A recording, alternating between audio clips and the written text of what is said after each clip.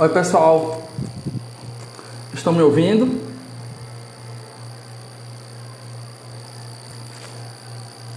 Tá dando para ouvir?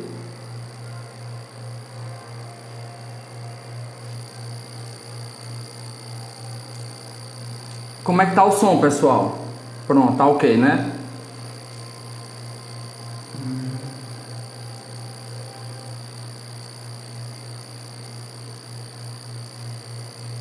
Boa noite. Primeiramente, pessoal, me desculpar aqui pelo atrasozinho. É que teve um conflitozinho o nosso contato, mas tudo certo.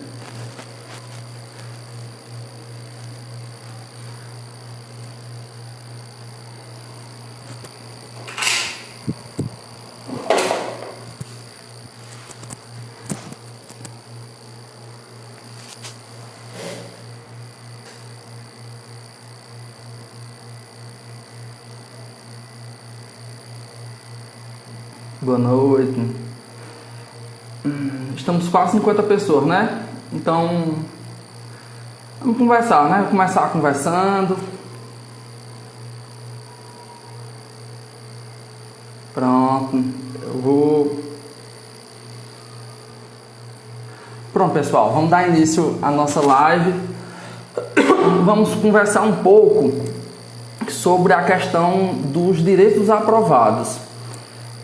Que a gente tem participado do grupo geral e tem surgido muitas dúvidas e o pessoal tem interesse de conversar a respeito disso. Surgem muitas dúvidas todos os dias e a gente tem interesse de resolver, que todo mundo possa conhecer seus direitos, conhecer os meios processuais que vai fazer esse direito ser reconhecido judicialmente. E é isso, pessoal. Eu me chamo Alberto Carvalho, como vocês sabem, sou aprovado no concurso de procurador do município e a gente tem esse grupo, esse projeto dos aprovados, que é para fazer sempre uma live por semana para debater assuntos de interesse da categoria de modo geral, dos servidores.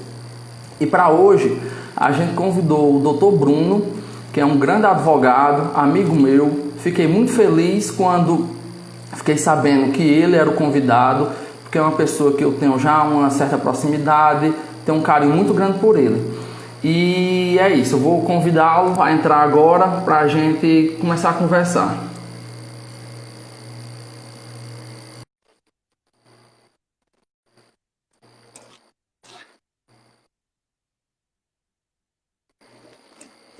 Eu chamei Bruno, mas deu um errozinho. Vou tentar de novo.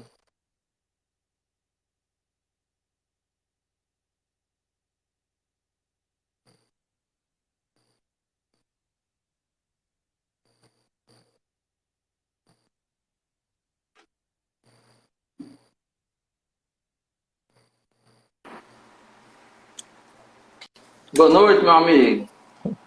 Boa noite, tá me ouvindo? Tô. A câmera tá de lado, Bruno. Deixa eu tentar ajeitar aqui.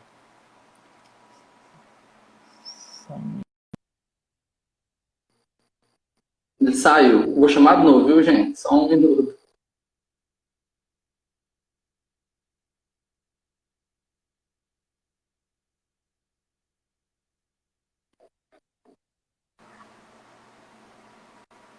Deu certo? Tá melhor assim? Tá ótimo. Podemos começar? Podemos sim. Pronto. Ó, pessoal, como eu já tinha falado, o nosso convidado é o Dr. Bruno. É um grande advogado, é uma pessoa que tem uma vasta experiência no direito público, já foi procurador-geral do município de Missão Velha, é uma pessoa que tem muita experiência e ele tem muito a contribuir com o nosso debate de hoje. Então, a gente escolheu alguns temas relacionados aos direitos dos aprovados e os meios processuais para tutelar esses direitos. Então, eu queria começar agradecendo a receptividade de Bruno, que aceitou o convite de forma bem bacana, e a gente conversou já sobre os temas. E é isso, Bruno. Faça uma apresentação, converse aí um pouquinho com a gente, depois a gente vai desenvolvendo os temas. Certo. Boa noite a todos, a todas as pessoas que estão nos assistindo, em especial o pessoal, os aprovados em geral no concurso de Juazeiro, que em meio a essa epidemia que a gente está vivendo, estão bem ansiosos para que consigam, de fato, assumir o cargo público. Alberto, se você, além do que você já falou, eu realmente fui procurador do município de Missão Velha, cidadezinha vizinha aqui de Juazeiro, certo? Por praticamente 2 anos. Conduzi até uma elaboração de um concurso público lá também, em 2015. E após isso, além disso, eu sou pós-graduado em Direito Constitucional pela URCA e também sou pós-graduado em Direito Processual Civil. São áreas bem correlatas ao tema, que é o mandado de segurança, Perfeito. direito coletivo, certo? E aí eu fico muito à vontade de falar sobre esse assunto. Eu já trabalhei bastante em situações bem parecidas, certo? Que bom, meu amigo. Você vai querer comentar alguma situação sobre a situação dos procuradores em especial? Pronto, eu vou Você quer começar iniciar tratando do isso? tema. Vou tratar só para poder fazer uma introdução a respeito da necessidade que o município tem de ter uma carreira específica de procuradores. Hoje, no município de Juazeiro do Norte, só existem procuradores comissionados, assessores jurídicos comissionados e advogados temporários. São pessoas que trabalham honestamente, que têm um zelo pelo trabalho, mas a questão é superior ao desempenho dessas funções. Na realidade, existe um mandamento de ordem constitucional para que os cargos comissionados só desempenhem funções de direção, chefia e assessoramento. E a função de procuradores, a função da advocacia pública, em qualquer dos entes públicos, é uma função técnica. Então, é incompatível com esse tipo de provimento, que é a livre nomeação livre nomeação e exoneração. Então, pessoal, de forma bem resumida, eu vou só trazer aqui as principais funções dos procuradores concursados para que vocês vejam a necessidade de um corpo de procuradores efetivos, que inclusive vai nos ajudar, de modo geral, a sanar essas irregularidades no sentido dessas contratações temporárias que têm afetado muito os direitos dos aprovados.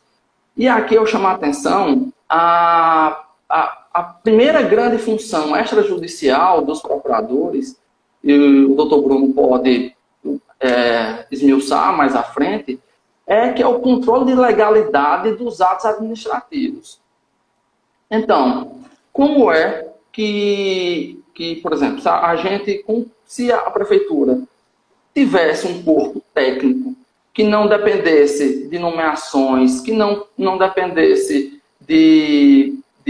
infelizmente, apesar de tudo, de acabar tendo que fazer vista grossa em relação a certas situações, porque é um cargo de livre nomeação e exoneração, infelizmente, né? Mas infelizmente existe isso. Aí é isso que eu quero deixar claro, que quando tiver uma procuradoria, procuradores concursados com independência funcional, essa situação toda tende a ser regularizada. Inclusive, eu vou citar aqui algumas funções, de forma bem resumida, que a Associação Nacional de Procuradores Municipais faz essa publicidade, como controle da legalidade, como eu acabei de dizer, combate à corrupção, já que todos os contratos têm que passar pela Procuradoria, prevenção de desvios, parceria com a sociedade, já que o procurador ele não é advogado da pessoa do gestor, ele é advogado do interesse público. Então tem uma diferença bem grande nessa situação. Isso vai trazer economia de recursos públicos, combate à sonegação e autonomia para defender esse interesse. Então, eu só quis fazer essa explanação porque a gente vai discutir alguns temas que são bem delicados e que envolvem essa situação que a gente considera de ilegalidade, que são esses contratos temporários que estão tomando as vagas dos concursados. E é isso que a gente tem que defender, a gente que tem que moralizar o município, não só a questão, o cargo de procurador, mas todos os servidores de modo geral. E é isso. Eu queria que o Bruno começasse a fazer uma apresentação da ideia geral que o pessoal tem procurado ele para ter essas dúvidas em relação aos meios processuais, aos direitos que os aprovados têm. E eu queria que você, Bruno, já começasse a explanar essa situação. Depois que você começar a explanar, a gente vai entrando em outros temas, como a questão específica do direito subjetivo à nomeação, a questão da pandemia, que existe regulamento estadual vedando as nomeações. E eu queria que você comentasse essa problemática toda. Fique à vontade, a gente tem tempo aqui para você explanar, dá para você achar mais adequada, viu, meu amigo? Certo. Quando me convidaram para falar sobre o tema, houve uma certa confusão sobre o próprio tema, porque se levantaram alguns questionamentos, quando na realidade a coisa é bem mais simples do que foi posto no próprio título aí da nossa conversa, da nossa live de hoje. Porque na realidade não se trata de uma ação coletiva. Os interessados, em caso eles queiram entrar a procurar o judiciário, eles não têm legitimidade sozinho para ingressar com ação coletiva. Porque assim, a própria legislação ela impõe um rol de legitimados que ele é taxativo, de modo que seria, por exemplo, partidos políticos, na defesa de interesses de congressistas, certo? Organizações sindicais, no interesse também dos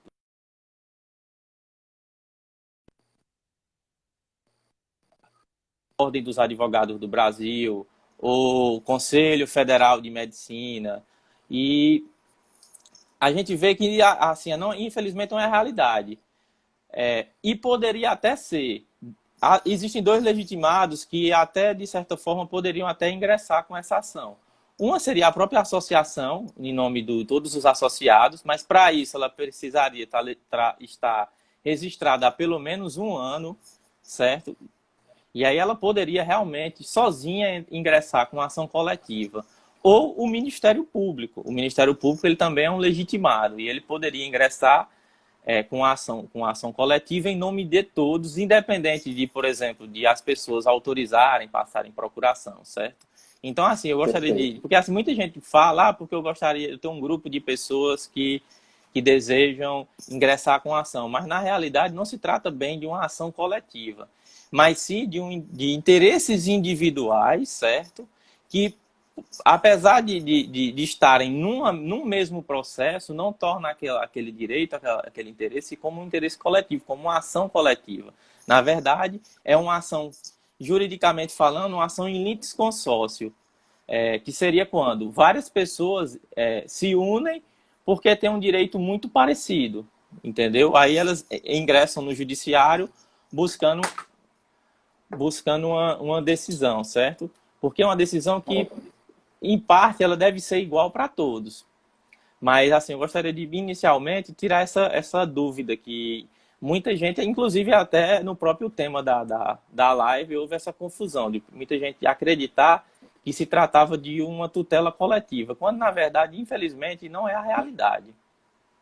Só um comentário. Sobre o título da live, quando eu conversei com uma colega que me convidou para fazer, quando a gente pensou na questão dos direitos individuais e coletivos, é porque a gente esse concurso se originou de uma decisão em um processo coletivo, uma ação civil pública ajuizada pelo Ministério Público. Aí, como já existe um legitimado e já existe um processo coletivo tramitando, não foi feita essa confusão, só para deixar claro. É que a gente quis ampliar o debate para ver se era possível. Inclusive, eu queria que você comentasse a questão da execução individual da decisão no processo coletivo, que é muito interessante. Como a gente já tem o processo, inclusive, da Associação Civil Pública, se eu não me engano, está concluído para a sentença. Então, a gente tem um legitimado coletivo que ajuizou uma ação coletiva, né? Portanto, e vai existir um título executivo que, de natureza, que abrange uma situação jurídica que pessoas individualmente podem tentar fazer valer esse direito. Então, esse tema, a questão da coletividade, do litisconsórcio ativo, é porque eu sugeri também essa questão para poder o pessoal realmente entender a problemática toda, que o direito às ações individuais, que cada um vai pleitear, ou individualmente ou em grupo, não transmuda essa natureza dessa ação para uma ação de rito coletivo. Não é? Exatamente. Então, é pertinente no sentido porque a gente tem alguns legitimados, por exemplo, a OAB, por exemplo. A OAB, ela, por mais que ela seja um órgão de classe, ela tem funções constitucionais que, por exemplo, a defesa do Estado Democrático de Direito. Uma violação de direitos de massa, como está acontecendo, faz surgir, na minha opinião, posso estar enganado, mas o interesse da OAB também de fazer valer esses direitos. Caso, eu sei que como já existe a ação coletiva ajuizada pelo Ministério Público, não teria tanto interesse a OAB nesse caso, mas existe o interesse de executar a sentença coletiva de forma individual. Você, assim, quer comentar alguma coisa a respeito disso? Ou você acha melhor a gente já passar para a questão que a gente tinha debatido sobre, que é uma dúvida muito grande dos colegas, que é sobre a ação cabível, né? Eu queria que você diferenciasse aí essa questão do mandato de segurança individual, pluripartes, né? E das ações em procedimento comum, ações ordinárias, como é chamada, assim, popularmente chamada. Certo. Com relação à diferença dessa ação individual para mandado de segurança individual para uma ação de procedimento comum, é uma dúvida realmente bem que repete-se muito. A gente vê muita gente com essas dúvidas, mas assim, é uma situação que vai variar de acordo com cada situação específica. Por quê? As duas ações, geralmente as duas são cabíveis na mesma situação, certo? Se tratar de candidatos aprovados dentro das vagas e se a pessoa tiver a prova pré-constituída. Tendo a prova pré-constituída e estando dentro das vagas, eu acredito que você deva preferir entrar com uma ação de mandado de segurança. Mas as diferenças, elas não ficam só aí, certo? Pelo próprio nome, a ação de mandado de segurança ela tem uma previsão constitucional, certo? Assim como a habeas corpus, a habeas data. Ela é uma ação que ela tutela um direito líquido e certo. O requisito da própria ação, ela, de certa forma, dá nome a esse direito líquido e certo. O que é o direito líquido e certo? É o direito que você pode provar para o juiz de plano. Assim que você entra com a ação, você já consegue, por documento, você já consegue provar para o juiz a sua situação, certo? Diferentemente, se você não tem esse direito líquido e certo, você não consegue provar para o juiz assim que você ingressa com a ação, então você não tem direito líquido e certo, você pode até ter direito na ação, ao final da ação, mas você vai necessitar de dilação probatória, de você levar testemunhas, de você conseguir um documento no decorrer da ação, por exemplo, um documento que está no poder da prefeitura, certo? Se for no caso. Então, assim, a certeza é um elemento muito importante para saber se a pessoa deve ingressar com a ação de mandado de segurança ou então se deve entrar com uma ação de procedimento comum, que é outra dúvida que o pessoal comenta muito, porque assim, na realidade hoje nem existe uma ação ordinária. Na realidade hoje o rito ordinário ele foi extinto com o novo Código de Processo Civil. O nome que seria correto, que grandes doutrinadores usam, seria uma ação de procedimento comum, que é a ação que substitui a ação de rito ordinário, que é por isso que a gente escuta muito a pessoa, inclusive em artigos, qual a diferença de uma ação ordinária para uma ação de rito comum, certo? Superado isso, eu vou voltar nesse assunto, porque, como eu te disse, o próprio conceito de direito líquido e certo ele se repete nas diferenças entre a ação de rito comum e a ação de mandado de segurança. O mandado de segurança é uma ação específica que demanda o quê? Uma autoridade pública cometendo uma ilegalidade, certo? A autoridade pública, no caso, é a pessoa responsável pelas nomeações, que no caso dos municípios é o prefeito. Além da autoridade pública, é preciso que se cometa a ilegalidade. A ilegalidade é apontada, que o Alberto até já falou no início, que existem decisões que embasam esse tipo de ações judiciais, seria o quê? A contratação ilegal temporária. Ou uma contratação de comissionado em desvio de função, quando, na verdade, o cargo ele é um cargo que deva ser ocupado por um profissional efetivo. Porque o cargo de comissão, que é de nomeação, de livre nomeação e livre exoneração, ele é um cargo de confiança, mas quando, na realidade, em muitas situações, existem pessoas que são nomeadas para cargos comissionados, seja em desvio de função, às vezes não exerce a função comissionada que é competente na lei, ou então está invadindo a competência do servidor efetivo, certo? Então, de início, são essas duas diferenças. O mandado de segurança só é cabível nessas duas situações. Teria que ser uma ilegalidade cometida por uma autoridade pública. Por último, como eu disse que eu ia voltar, exige-se a prova pré-constituída. Porque muita gente pode até dizer, não, o meu direito ele é líquido e certo, mas eu só vou conseguir dizer a certeza dele ao final da ação. Então, infelizmente, essa ação não caberia, essa situação não cabe mandado de segurança. E qual é essa prova pré-constituída que, para o caso... Porque, assim, a ação de mandado de segurança ela não só existe para casos de pessoas aprovadas em concurso público.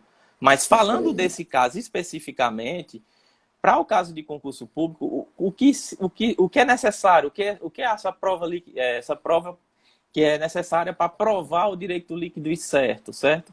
Seria o quê? Uma lista produzida para o órgão público, dizendo os servidores que estão comissionados em desvio de função ou temporários exercendo a função de pessoas efetivas. Uma situação que muita gente me falou é o seguinte: porque na minha função tem tantos temporários, mas eu preciso provar a necessidade se o próprio município já fez o concurso. Ora, se o município faz o concurso, ele já está de certa forma, provando que existe a necessidade do cargo, senão não haveria necessidade de haver o concurso, e há uma possibilidade de o gestor ter pagamento para arcar com as despesas, com os ônus da contratação. Ok. Por isso que o aprovado no concurso público, ele tem direito à nomeação no decorrer do prazo do concurso. De forma que a existência de temporários prova que, além da necessidade, ela é uma necessidade urgente, porque o gestor não está deixando o cargo vago, e, além disso, a possibilidade de pagamento. Por quê? Porque tem um servidor que não está trabalhando de forma gratuita, exercendo aquela função, quando, na verdade, deveria existir um servidor efetivo que for aprovado no concurso público, certo? Dessa forma, por isso que é tão importante para quem deseja entrar com ação de mandado de segurança, já eu vou falar porque é tão interessante se entrar com ação de mandado de segurança e quando também não é interessante de entrar com mandado de segurança, que as pessoas elas tenham as provas pré-constituídas, que elas possuam a lista. Como é que se consegue uma lista dessa? Existem algumas autoridades que, de certa forma, têm poder de requisição. Por exemplo, o Ministério Público, o interessado pode se dirigir à Promotoria de Justiça, informar a situação. O promotor vai ter a sua independência de analisar a situação, caso ele entenda que seja pertinente, que haja interesse público na requisição. Ele pode requisitar diretamente do gestor, que geralmente responde, uma lista de temporários para determinados cargos, certo? Além disso, a Câmara de Vereadores ela pode, em requerimento aprovado nas sessões, requisitar também da autoridade do prefeito, de secretários, certo? A lista de pessoas que estão nessa situação. Em alguns cargos, a situação ainda é mais fácil. Por quê? Porque o próprio portal da transparência, o portal do TCE, o portal do município, certo? Diários oficiais, eles já demonstram a existência de pessoas temporárias, de pessoas comissionadas, certo? Porque, por exemplo, se o cidadão tá buscando ser nomeado no cargo de médico, e esse médico não há especialidade, no próprio site do município vai dar uma lista do tanto de médico, do tanto de auxiliar de serviços gerais, certo? Do tanto de digitador que existe em cargo temporário. De modo que pessoas que precisam de cargos que têm especificidades que não está no próprio nome do cargo vão ter um pouco mais de trabalho. Por exemplo, o professor. O professor é uma das categorias que mais tem demanda de pessoas aprovadas, que tem uma demanda enorme de profissionais temporários trabalhando, certo? Porém, tem uma dificuldade de conseguir a documentação necessária. Por quê? Porque professor, ele é professor de língua estrangeira, é professor de português, é professor de matemática, é professor de Fundamental 1, certo? E nesses portais, infelizmente, não há a nomenclatura exata do cargo. Até no próprio caso de médico, por exemplo, eu não sei se é o caso de Juazeiro, mas, por exemplo, pode haver no concurso médico cardiologista, médico especialista de determinada especialidade. E o próprio portal pode não fornecer os subsídios para as pessoas conseguirem a documentação. Por último, mas não menos importante que os outros que foram falados, há a possibilidade da própria pessoa conseguir essa documentação necessária. Baseado na lei de acesso à informação, o município, a autoridade, ela tem um prazo de 20 dias para responder. Você pode fazer o requerimento. Existe até nos canais de Juazeiro, nos Fales Conosco do Juazeiro, a possibilidade de a pessoa mandar um requerimento e aguardar o prazo de 20 dias para que haja uma resposta sobre o requerimento formulado. E, em caso de negativo, a pessoa pode informar, por exemplo, informar o Ministério Público o desrespeito à lei de acesso à informação, ou mesmo entrar com a demanda judicial, buscando exclusivamente essa prova, para, havendo uma requisição judicial, certamente esse documento será exibido. E ele sendo exibido, a pessoa vai analisar se existe realmente o número de temporários que permitam que a pessoa seja nomeada, que também não adianta o gestor nomeado contratar 10 pessoas e a pessoa está no 20º, mesmo que esteja dentro das vagas. Porque há necessidade de que os temporários existentes eles atinjam a sua colocação. Entendeu? Então, assim, esse é o procedimento para quem deseja conseguir a prova pré-constituída para ingressar com a ação de mandado de segurança. Que mais para frente eu vou explicar que é uma ação que ela é uma ação mais célere, certo? E outra coisa, você conseguir essa lista impede de você entrar com demandas que não vão funcionar. Por quê? Você conseguindo essa lista, você verificando que há inúmeros temporários que passam da sua vaga, você já sabe que existe uma possibilidade de você ser nomeado.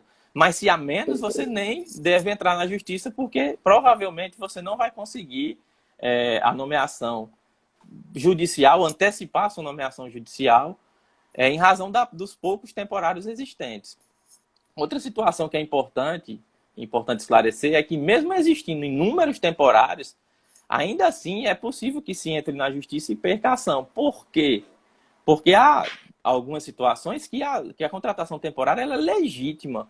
O gestor ele é legitimado. A contratação temporária, de certa forma, ela não é 100% ilegal.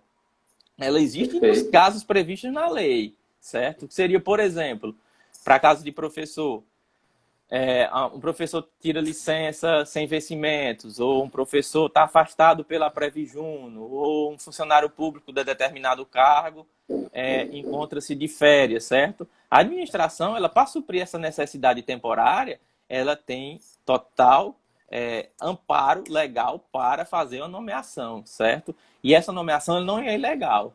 O que acontece, infelizmente, é que não há um controle entre o número de profissionais que estão em licença, estão afastados, certo? existe às vezes confusão com os afastamentos, pois alguns afastamentos são afastamentos temporários, mas que podem regressar. Ou há uma confusão também, por exemplo, existem municípios em que a legislação exige que determinado número de professores exerçam um cargo de direção, certo? Então, assim, essa necessidade, ela é uma necessidade que vai ser perene, vai ser permanente. Por quê? Porque um número X, 30%, por exemplo, dos professores, eles sempre estarão ocupando cargos de direção. De modo que 30% do número de professores, ele sempre vai estar vago.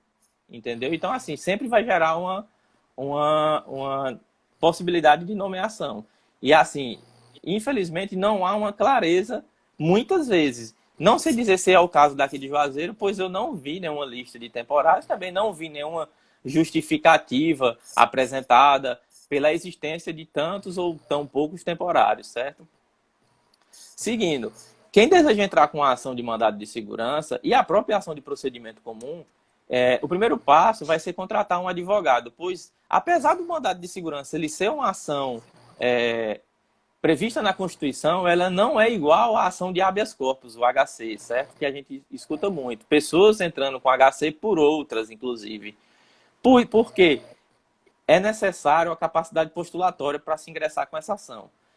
Então, obrigatoriamente, a pessoa vai ter que contratar um advogado ou contratar, assim, procurar a Defensoria Pública, que é um advogado para as pessoas que não têm condição de pagar, certo? A Defensoria Pública ela também pode entrar com a ação em nome das pessoas que estão aprovadas, da mesma forma que um advogado. Após isso, tem a situação das custas.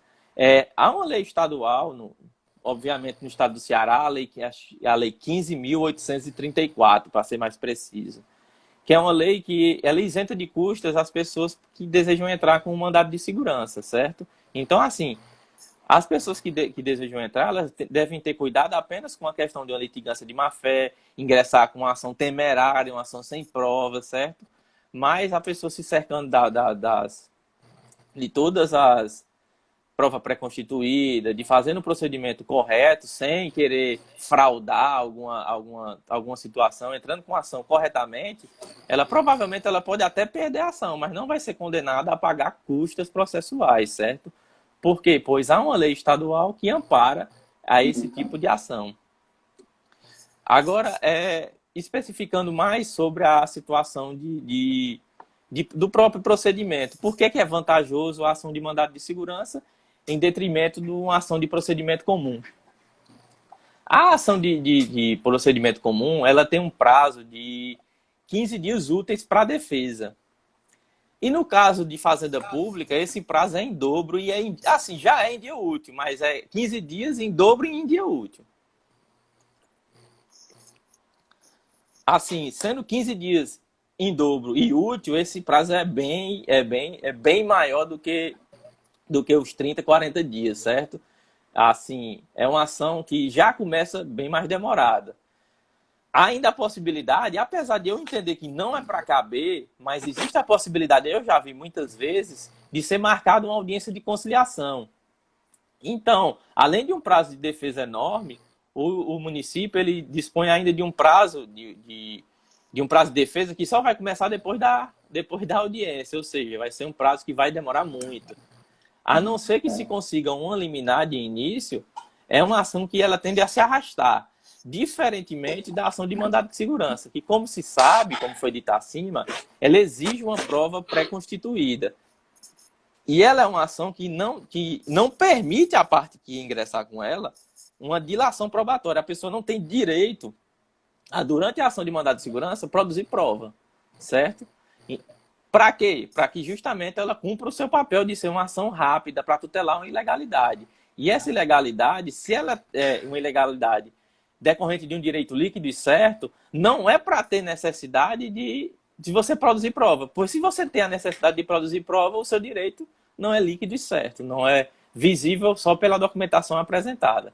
Então, quem tem essa prova já pré-constituída, ela deva procurar uma ação de mandado de segurança, pois o prazo de defesa é bem menor, não há necessidade de se marcar audiência. Na verdade, não há nem a possibilidade de se marcar audiência, pois a autoridade ela é notificada pelo que a própria lei diz, para prestar informações em 10 dias. E assim, esses 10 dias eles também são úteis, mas são 10 dias bem menor do que 30 dias úteis na ação de procedimento comum, certo? Bruno, só um parêntese nessa questão da produção probatória. Na própria lei do mandato de segurança, apesar de exigir que o impetrante já junte todas as provas no início do processo, há também uma chance de, quando essa prova está em poder da autoridade coatora. Há previsão na lei do mandato de segurança, que é o parágrafo 1º do artigo 6º, que o impetrante pode informar que, por exemplo, no caso da prefeitura aqui de Juazeiro, se essas informações não estiverem fornecidas a contento no portal da transparência, o impetrante pode requerer que o juiz determine que a prefeitura apresente. Lógico, ele tem que ter alguma prova para ajuizar o mandato de segurança, mas outras provas mais robustas, que a gente sabe que no direito processual é chamado de prova diabólica, que está em poder da outra parte, né? Então, nesse caso, o mandato de segurança, a lei de mandato de segurança, pensando nessa situação, previu isso, que muitas vezes o impetrante não tem acesso a toda a documentação. Ele tem um indício de prova, como é chamado no processo previdenciário, indício de prova, início de prova material. Ele tem alguma documentação, não tem tudo, mas ele sabe que existe essa documentação, porque, por exemplo, no caso, um contrato temporário, não é verdade? Então, o mandato de segurança, apesar dessa limitação, ele tem essa ferramenta que ajuda um pouco o impetrante a conseguir essa prova do direito líquido e certo. E como você bem frisou, o direito líquido e certo ele não é uma qualidade do direito da pessoa, não está ligado à robustez do direito, mas à forma de prová-lo. Não é verdade? Você frisou isso, é o que pode ser provado documentalmente, já que não cabe dilação probatória no rito, né? Eu quis fazer só esse adendo. Você dê continuidade aí, meu querido. Foi mal aí interromper, mas é só para o pessoal, que o pessoal, às vezes, os colegas vêm me perguntar sobre essa questão. Aí eu achei interessante a gente já pontuar, viu? Certo. Não, a situação é interessante. O que eu acho como problema é, como eu te disse, por exemplo, professor de matemática, certo? Tem na lista lá 200 professores ou mais temporários. E a pessoa é professor de matemática, mas está na posição 40, entendeu? A meu ver, é complicado para o juiz ele considerar aquele direito líquido e certo, pelo menos ele pode, só de ver o processo, se há uma quantidade, apesar de grande, de temporários, mas a posição da pessoa também não é uma posição tão próxima, entendeu? Então, assim, o ideal na ação de mandado de segurança é que a pessoa já demonstre aquela quantidade de temporários que está atingindo exatamente a sua posição e que, de certa forma, caracteriza a preterição, que até a gente nem chegou a falar nisso, mas é o fundamento maior da ação dessa situação, a ação desse caso, é a preterição, certo? Então, assim, de fato, um documento, por exemplo, conseguido, um documento novo, ele até pode ser juntado. Eu nunca vi o judiciário indeferir a juntada de documento, mesmo na ação de mandado de segurança, depois de você já ajuizado. Só que, assim, a pessoa vai estar arriscando o juiz indeferir, e ele vai ter motivos para indeferir a produção daquela prova, por ausência, por estar ou não configurada essa situação. Por exemplo, eu dou entrada na ação de mandado de segurança e levo uma documentação do portal da transparência, que realmente existe uma quantidade enorme de profissionais contratados. E no decorrer da ação, o município não junta a lista, certo? E eu peço justamente essa possibilidade que é aberta pela lei. E o juiz indefere, justamente dizendo que não há o direito líquido e certo, que se houvesse era para eu ter juntado essa documentação desde o início. Vai depender, assim, eu não gosto de depender ou não de uma decisão judicial. Você tem razão. Assim, uma questão maior de prudência, mas eu até já vi mandado de segurança se haver instrução, certo?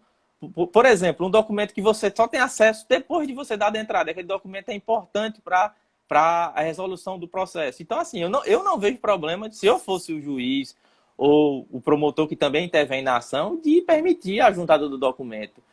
Só é complicado, pois é possível que, dessa forma, você entrando com a documentação sem estar 100% completo, você arriscar o juiz indeferir aquele mandado de segurança. Apesar que mais para frente a gente vai conversar que mesmo que o mandado de segurança, ele, dependendo da situação que ele seja julgado, ele pode ser... você pode renovar a demanda novamente no judiciário, mas há uma perca de tempo, certo? Em razão dessa situação. E além de você depender de uma certa boa vontade do judiciário em aceitar aquele documento extemporâneo. Mas, assim, eu já vi, como eu já disse, já vi pessoas juntar documento beirando a sentença e aquele documento servir de embasamento tanto para ser julgado favorável como para ser julgado de forma contrária.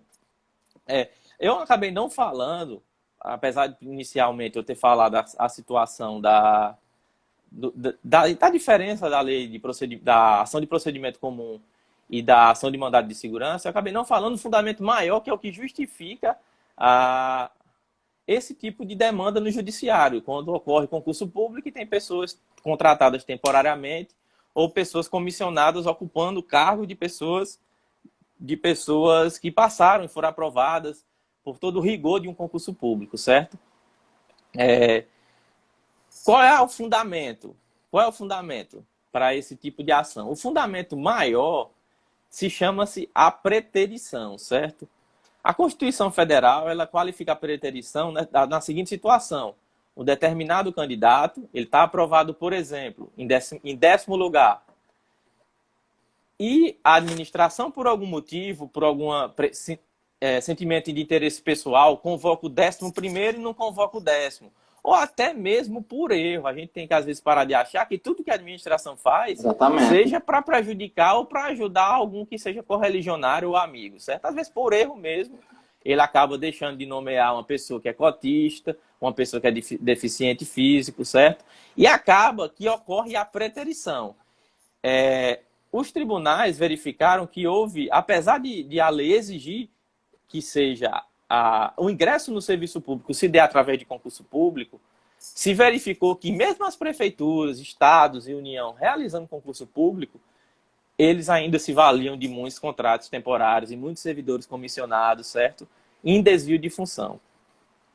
Vendo essa situação e vendo concursos serem realizados e, às vezes, nem se nomeando todos os aprovados dentro das vagas, é tanto que todo mundo já sabe que houve decisões no STF de que aquele aprovado dentro das vagas ele tem direito subjetivo à nomeação. Além disso, se verificou que a existência de temporários, quando há aprovados dentro das vagas, também se enquadra nessa situação que a Constituição prevê de preterição. Por que preterição? Pois está se colocando uma pessoa que não passou pelo todo o rigor de um concurso público, às vezes não passou nem por processo seletivo, certo, para contratação, ou mesmo foi nomeado livremente, sem nenhum processo de escolha, ao invés de se contratar a pessoa que foi aprovada num concurso público, numa prova às vezes tão difícil e tão desejada, certo? Vendo essa situação, se construiu uma jurisprudência, ou seja, várias decisões de tribunais, certo? Nesse sentido, que essa contratação ilegal, ela configura a preterição que é prevista na Constituição e configurando a preterição, a pessoa ela tem direito a ser nomeada, certo? Inclusive, pessoas que não estão dentro das vagas. Dependendo da situação, se for uma situação absurda de muitos temporários, sem justificativa, pelo ente que realizou o concurso, é possível mesmo até pessoas que não foram aprovadas dentro das vagas serem nomeadas no cargo público desejado, certo? Eu até falei acima. A existência de temporário e de um cargo comissionado em desvio de função, ele é um sinal que a administração está dando que, primeiro, que há necessidade do cargo, há necessidade do trabalho. Se não existe a necessidade, não haveria a contratação. Então, se há necessidade, um dos requisitos para se nomear a pessoa em uma decisão judicial, mesmo que ela não esteja aprovada dentro das vagas, e se tiver aprovado, com mais razão, certo? E a outra é a capacidade de pagamento. Por quê? Porque não adianta nada o município, o Estado, a União abrir um concurso público e não ter condição de pagar, porque assim, existe até a própria lei de responsabilidade fiscal, ela abre possibilidades, a depender da situação, em que servidores efetivos, inclusive pessoas que já passaram do estágio probatório, dessas pessoas elas serem demitidas, certo? Elas serem retiradas do quadro do serviço público. Mas para isso há situações que a própria lei prevê. Então, assim, é possível que a administração ela elabore um edital bem feito e, de certa forma, crie cargos que ela nem vai poder pagar ou que são desnecessários. Porém, se há temporários e pessoas comissionadas nos cargos, a situação é completamente diferente. Por quê? Porque a administração atesta a necessidade e atesta que tem recurso financeiro para fazer frente à nomeação do aprovado, a nomeação e a posse, certo? E, claro, a pessoa entrar em exercício. Então, assim, qual é o fundamento da ação? A ação é fundamentada em razão da preterição. A pessoa passou no concurso público, já está homologado e tem temporários, tem comissionados, dependendo da situação, exercendo aquele cargo que a pessoa passou num concurso, às vezes, dificílimo, certo? Esse é o fundamento principal da ação. Com relação ao procedimento, você quer falar alguma coisa, Alberto? Só um parênteses, para a gente não ter que voltar. Sobre a questão do direito subjetivo à nomeação. O pessoal também tem muito, os colegas têm trazido essa dúvida, e eu acho que é bom a gente aprofundar só um pouquinho mais. Vamos lá. Só para a gente não ter que estar indo e voltando e não mudar totalmente o assunto, né? Primeira coisa, o contrato temporário, ele, como você bem frisou, nem sempre é ilegal. Exatamente. A gente sabe. Agora, ele visa atender a substituição de pessoal permanente, como, por exemplo, um professor fez um mestrado. Então, tem que ser contratado um professor substituto para aquela função. E também para necessidades temporárias extraordinárias, vamos dizer assim. Por exemplo, desde que não seja uma função permanente do órgão.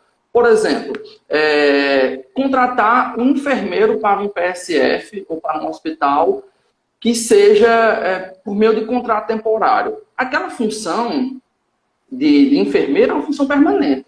Diferente é no caso de contratar enfermeiros para o combate à pandemia, que é uma situação excepcional, temporária, portanto, né? Então a gente não vive uma situação de excepcionalidade constante. Então, nesse caso, ele seria plenamente legal. Então, a existência de contratos legais não gera preterição. A primeira coisa que o pessoal tem que ter consciência disso.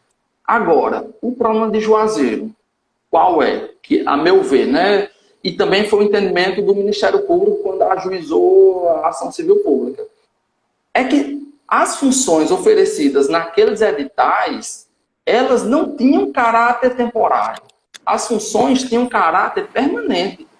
Por exemplo, advogados. É uma função permanente do órgão. Precisa da advocacia pública. E várias outras. Eu não me lembro se tinha enfermeiro, mas eu lembro também de outra função permanente. Seria o assistente jurídico. É uma função permanente que tem que prestar o assessoramento aos procuradores. Então, seria isso. E outra coisa que eu fiquei sabendo ontem. Eu até vim pesquisar para poder... Eu não me lembro como é o nome do colega, mas ele comentou no grupo que a função, que o cargo, melhor dizendo, de motorista de transporte escolar, só existem pessoas temporárias atualmente. Então, veja bem a situação. Motorista de transporte escolar é uma função permanente. Precisa de gente para fazer essa função constantemente. Não há excepcionalidade nessa função. E na lei do concurso, criou 14 vagas imediatas de motorista de transporte escolar. Então, nesse caso, a meu ver, ele vai gerar, depois do prazo fixado na ação civil pública, que foram 60 dias úteis, vai gerar a obrigação do município contratar esse colega que fez essa pergunta. Infelizmente, eu não estou me recordando o nome dele, mas ele comentou isso lá no grupo ontem. E eu acho pertinente a gente comentar. Então, a questão do direito subjetivo à nomeação, é interessante que o pessoal tenha essa consciência que não é todo o caso, não é porque existe um contrato. Tem que ver e tem que fazer a prova suficiente de que existe essa preterição. E só para o pessoal entender a problemática geral. Inicialmente, o Supremo não reconhecia o aprovado dentro das vagas possuidor de direito subjetivo à nomeação. Era uma mera expectativa de direito. Essa jurisprudência evoluiu para reconhecer que quem é aprovado dentro das vagas, ele tem sim direito subjetivo à nomeação. E o Supremo, mais recentemente, julgou um recurso extraordinário com repercussão geral. Isso formou um precedente que deve ser observado pelos juízes e tribunais do Brasil todo. Que ele traz outras situações de preterição, na realidade, de direito subjetivo à nomeação. O primeiro, vou só citar aqui para o pessoal já e ver onde se enquadra. Quando o primeiro é esse de aprovado de número de vagas. O segundo, quando houver preterição na nomeação por não observância da ordem de classificação. Essa é o que você comentou sobre pular a lista, né? E, exatamente, inclusive, a doutrina e a jurisprudência reconhece que trazer uma pessoa de fora da lista também é inobservância da lista. Então, não é verdade? Então, não é só pular a ordem classificatória, é trazer uma pessoa estranha àquela lista. Então, também gera. E o terceiro caso é quando surgirem novas vagas ou for aberto um novo concurso durante a validade do certame anterior e ocorrer a preterição dos candidatos de forma arbitrária e motivada por parte da administração. Então, a gente tem que ver que o primeiro caso do direito subjetivo à nomeação é estar dentro das vagas. Esse caso, eu vejo que vai ser que vai ser resolvido da forma mais rápida, porque a própria decisão interlocutória acho que foi a primeira vara civil, né, que determinou a realização do concurso, deu um prazo e no dispositivo da decisão já disse que teria que nomear as pessoas aprovadas dentro do número de vagas. Então, a gente já parte dessa ideia, e inclusive eu já recomendo também aos colegas, a gente está bem pertinho, pessoal, a gente deve entrar logo, não deve? No caso de você suspeitar, que então você ter prova que existem temporários fazendo sua função, o ideal é que espere o prazo que o juiz fixou na ação civil pública, por meio dessa decisão interlocutória, porque é um prazo que o município tem para se organizar. Eu não vejo que a desculpa que o município está dando, infelizmente, de dizer que por causa da pandemia não vai contratar. Você bem frisou que, havendo o temporário, ele está recebendo, ele não está trabalhando de graça. Então, a regra é o concurso público. Somente em situações excepcionais é que a gente vai admitir a contratação temporária. É um ponto que eu queria falar, esse. E eu queria falar um outro ponto que também é relacionado à preterição, que eu vi uma colega até perguntando, aliás, comentou aqui, numa das mensagens, e outras pessoas já trouxeram esse questionamento, que é a questão da discricionariedade que o município tem de nomear dentro do prazo de validade do concurso. Existe esse entendimento, é o que prevalece, mas isso é em situações de legalidade. Então, vamos lá. A gente sabe que o município só precisa nomear as pessoas dentro do prazo de validade. Beleza, não tem o que discutir. Mas a gente tem que botar um salvo. Salvo se não houver contratações irregulares. Porque se houver contratações irregulares que configurem a preterição, então essa discricionariedade que o município tem, ela se torna em vinculação. Então o município passa a um direito subjetivo de nomeação imediata. E não só um direito subjetivo à nomeação dentro do prazo de validade, mas de nomeação imediata. É bom que o pessoal também tenha esse esclarecimento. E Era só esses pontos que eu queria comentar antes da gente avançar, viu, Bruno? Para poder não ter que estar indo e voltando, tá ok? Você agradece aí a sua paciência. Nada, pô, é tranquilo, certo? Você bem frisou os casos específicos de preterição, certo? E eu acredito que assim, nesses pontos não tem nem tanto o que acrescentar. Principalmente com relação a esse último caso, que nem se aplica ao Juazeiro, pois não há um novo concurso, pelo menos em vista da administração. Mas os outros dois, certamente já foram bem explanados, certo? Com relação à questão da ação de ação de trâmite, né? A ação que já está em andamento se deve se esperar. Assim, eu parto que deva ser uma decisão do próprio titular do direito, se ele deve esperar ou não. Pode ser que essa ação ela tenha um andamento rápido e que se haja a sentença, mas pode ser que acabe demorando. Infelizmente, a realidade hoje do judiciário e de todo o serviço público é assim, de uma certa incerteza de se vai ou não acontecer uma sentença, se o município vai ou não respeitar essa decisão judicial, certo? Então, assim, essa ação coletiva ela não impede as pessoas de entrarem com as demandas individuais, porque a própria lei de mandado de segurança e o direito coletivo, ele autoriza a pessoa a ingressar com a demanda individual, mesmo estando pendente a uma ação não há coletiva. litispendência, né? Exatamente, não há litispendência. A pessoa é intimada para dizer se deseja esperar, aguardar, certo? Mas isso é uma situação que vai variar muito de cada questão pessoal. Se a pessoa, na minha opinião, se a pessoa já tem as provas necessárias para entrar com a ação, aí mais um motivo para a pessoa, mais um meio para a pessoa pensar se deve entrar ou não.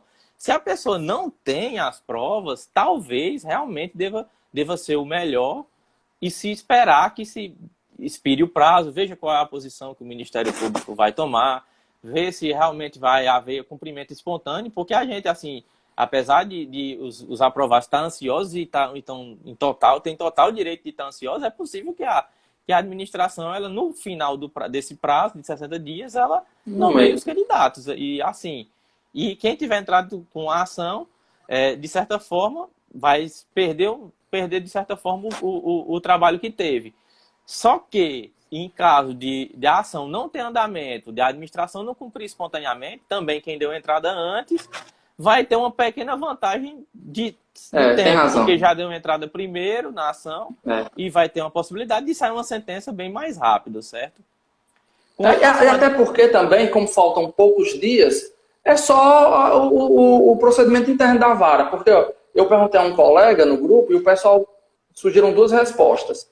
Uma dizendo que o prazo acabava dia 25 agora e outra dizendo que acabava o prazo dia 26. Se for do dia 26, que é o mais distante de hoje, mesmo assim é o tempo só de preparação, de protocolar, então não teria tanta relevância realmente essa observação de ter que esperar agora, né? Mas se fosse um período maior, o município ia dizer, olha, eu não estou em mora. A obrigação de nomear é depois dos 60 dias úteis. Mas você fez essa observação e realmente foi muito pertinente. Até porque a gente já vai vencer o prazo agora. Só o tempo de preparação e protocolar e ser determinada a citação e todo o procedimento interno da vara. Provavelmente será pedido a concessão de uma tutela de urgência e, né, no caso, a tutela antecipada, né, que é por conta da...